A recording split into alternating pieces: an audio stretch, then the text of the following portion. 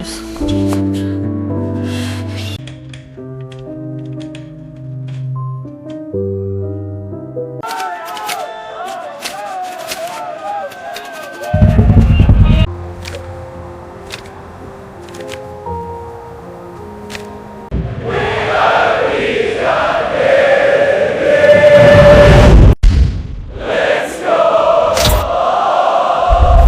नमस्कार दोस्तों, आज हम लोग बात करने वाले हैं सोनम वांगचुक सर की। लेकिन उससे पहले एक बात कहना चाहूंगा कि भाई साहब उठा ले गए यार वो लोग। जंतर मंतर से दिल्ली पुलिस जो है वो किडनैप करके सोनम वांगचुक सर को लेवा गई। उनका कहना था कि मैं हॉस्पिटल लेकर जा रहे हैं, लेकिन वो कहाँ लेकर गए हैं उसका कोई पता नहीं। और भाई साहब उससे पहले एक और बात मैं कहना चाहूंगा कि जंतर मंतर में जो चीजें चल रही हैं उसके बारे में हर कोई जानता है, हर किसी को पता है कि क्या चल रहा है क्या नहीं। लेकिन जिसको नहीं पता उसको मैं समझा दूं कि जो नीट का पेपर लीक हुआ था उससे जितने बच्चों ने सुसाइड किया था उसके ऊपर एक प्रोटेस्ट चल रहा है, उस पर बात करी जा रही है। 14 दिन से 15 दिन से एक आदमी भूखा बैठा हुआ है, जिसको ये दिल्ली पुलिस वाले लोग किडनैप करके या उठाकर ले जाते हैं और किसी को पता नहीं होता। अब इसमें सीजेपी के एक जो फाउंडर हैं अभिजीत दीपके, उनके ऊपर भी सवाल ये उठाते हैं कि ये किसी से मिला हुआ है, ये किसी से तो इन लोगों का ये फर्क नहीं बैठता है कि एक आदमी भूखा बैठा हो उसके बारे में थोड़ा सोचे। और कुछ लोग बोलते हैं ये अभिजीत दीपके जो है वो सोनम वांगचुक जी का भूख हड़ताल है उसको रोक सकते थे। लेकिन भाई साहब तुम ये समझो क्यों तोड़े सोनम वांगचुक। और भाई इससे पहले मैं एक कहानी तुम्हें सुनाना चाहूंगा कि एक लड़का होता है, वो जो लड़का होता है वो अपने घर में अपनी माँ से कहता है कि माँ यार जिंदगी में मैं कुछ करूंगा, बनूंगा यार तुम्हारे लिए। वो जाता है सुबह मंदिर में, निकलता है पूजा करके मंदिर से, तो पता चलता है उसकी चप्पल चोरी हो गई है। अब वो घर में निराश होकर आता है तो उसका अगले दिन ही नीट का पेपर होता है।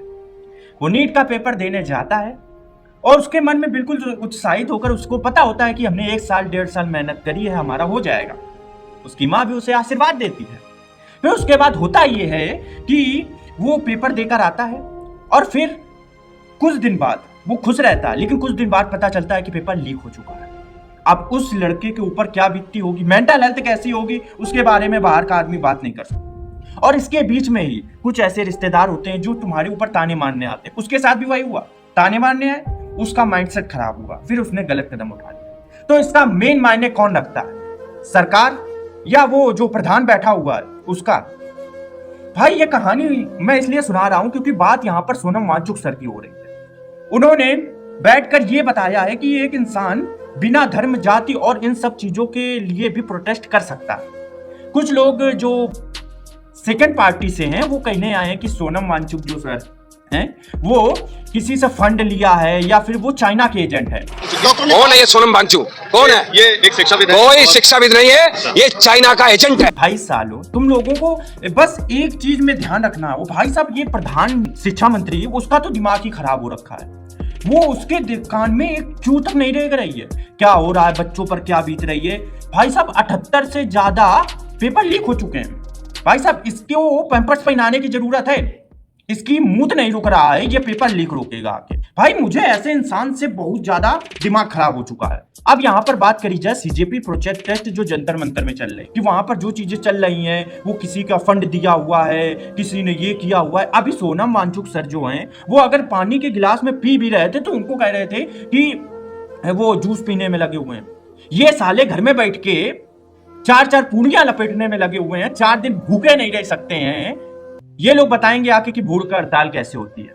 और एक बात ये भी है कि सोनम वांगचुक को वहां से उठाकर तो ले गए, लेकिन अब ये नहीं पता चल रहा है वो हॉस्पिटल लेकर गए हैं, कहां लेकर गए। अब यहीं पर एक और बात आती है कि कुछ लोग इसको सपोर्ट कर रहे हैं, कुछ लोग नहीं कर रहे हैं। उस पे वो उनका माइंडसेट है, वो जो कुछ करें। लेकिन एक बात तुम भी समझो, अब तुम्हारे आगे चल के बच्चा होगा, तुम उसको पढ़ाओगे लिखाओगे, फिर उसके बाद तुम्हारा बच्चा पेपर देने जाए 2 किलोमीटर और फिर उसके बाद 4 महीने बाद लीक हो जाए, तुम्हें बुरा लगेगा कि नहीं लगेगा? वो बिल्कुल चाटुकारिता देखी जाए तो वो मीडिया में बहुत देखी गई है। भाई वो लोग अलग ही बकने में लगे हुए हैं, अलग ही चलाने में लगे हुए हैं। उनका कहना ये है कि ये जो सीजेपी के जो अभिजीत दीपके हैं वो ही बचा सकते हैं सोनम वांगचुक को, वो ही ये कर सकते हैं। और भाई साहब वो ना प्रधानमंत्री हो रखे हैं ना कुछ हो रखे हैं, जिसके हाथ में पूरा बागडोर है वो इंसान बोल नहीं रहा, उसको प्रॉब्लम हो रही है बोलने में, और नॉर्मल इंसान बोल रहा है तो उसके ऊपर पीआर चला रहे हैं ये लोग। कैसे पीआर? कि ये राहुल गांधी से मिला हुआ है, ये दूसरी पार्टी से मिला हुआ है, ये तोड़ना चाहते हैं, ये वो करना चाहते हैं। जब तुम अपने ही मंदिर का पैसा चुराने वाले को नहीं पकड़ सकते हो तो तुम नीट के लीक हुए पेपर को कैसे रोक सकते हो? नहीं है इनके पास क्षमता रोकने की। और भाई साहब इस बात पर भी इन लोग नहीं सोच रहे हैं कि एक इंसान भूखा बैठा रहा, ठीक है, कुछ लोग उसके ऊपर आवाज उठाया, वो भी मैं मान लेता हूं, ठीक है, चल गया। लेकिन कुछ लोगों का ये नहीं समझ में आ रहा है कि साले शांति से बैठे हुए हैं, कुछ बोल भी नहीं रहे हैं। और कुछ ऐसे मैंने एक्टर्स देखे, जैसे कि आमिर खान की बात करूं तो 3 इडियट जो मूवी है वो सोनम वांगचुक को लेके थोड़ा बहुत वो लेकर करा गया है, पूरा नहीं तो थोड़ा बहुत लेकर करा गया है। तो आमिर खान से पूछा गया कि तुम्हारे ऊपर बना है, तो वो उन्होंने सीधा सीधा मना कर दिया। भाई ये जो एक्टर हैं, ये जो नॉर्मल व्यक्ति हैं, नॉर्मल लोग हैं, उन्हीं के सहारे बनते हैं, और वो जब उनके ऊपर बोलने की बारी आती है तब नहीं बोलते हैं।